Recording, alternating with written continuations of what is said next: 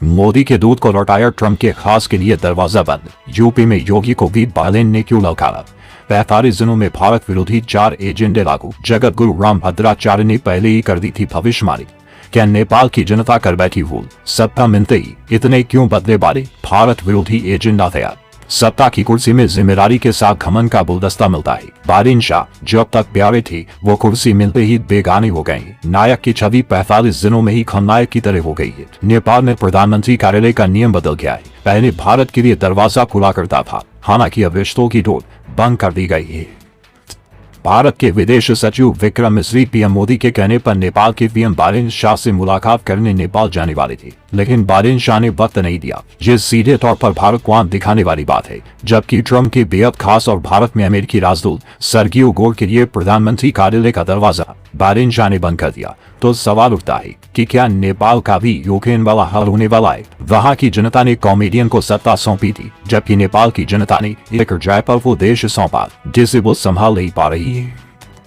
बारिन शाह अगर इसी तरह से आंख दिखाते रहे तो भारत सरकार कई फैसले ले सकती है। भारत में करीब 30 लाख से ज्यादा नेपाली रहते हैं। यूपी, बिहार और उत्तराखंड की सीमा से लाखों लोग रोज नेपाल भारत आते जाते हैं। भारत की 150 बड़ी कंपनियां नेपाल की अर्थव्यवस्था की रीढ़ कही जाती है। भारत कई देशों से तेल खरीद कर नेपाल को देता है। नेपाल में रिसोर्ट पेमेंट भी भारत के सहयोग से चलता है। ऐसे में अचानक नेपाली पीएम का फैसला कि अब भारत की सीमा से कोई अंदर आता है तो पहचान पत्र दिखाना होगा, रिश्तों को तोड़ सकता है। इसके पहले वो 100 रुपए से ज्यादा के सामान पर टैक्स लगा चुकी है। एक चिप्स का पैकेट भी लाना बहुत मुश्किल हो रहा है। 64% जेट भारत पर निर्भर करता है।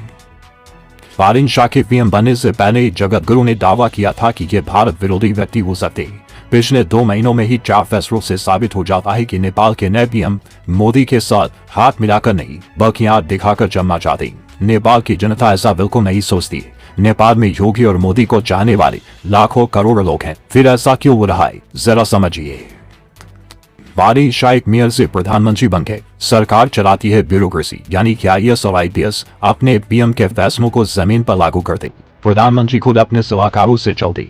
और नेपाल की यही कमजोरी है कि जब नेता नया या कमजोर हो तो अधिकारी अपनी चलाते, जिसका असर भारत नेपाल के रिश्तों पर साफ दिख रहा है। 2 महीने पूरे हो रहे हैं, लेकिन ना तो भारत की तरफ से कोई दिक्कत पहुंचा, ना ही नेपाल की पीएम का भारत दौरा हुआ। ये संकेत किसी बड़ी घटना की तरफ इशारा कर रही है। जनता किसी को चुनती है तो जनता हटा भी देती है। कौन जेलेंस्की की तरह देश को बर्बादी में झोंकता है, कौन देश की गाथा दिखता है, ये वक्त तय करता है। लेकिन बारिन शाह की मनमानी अब भारत के लिए मुसीबत बन सकती है।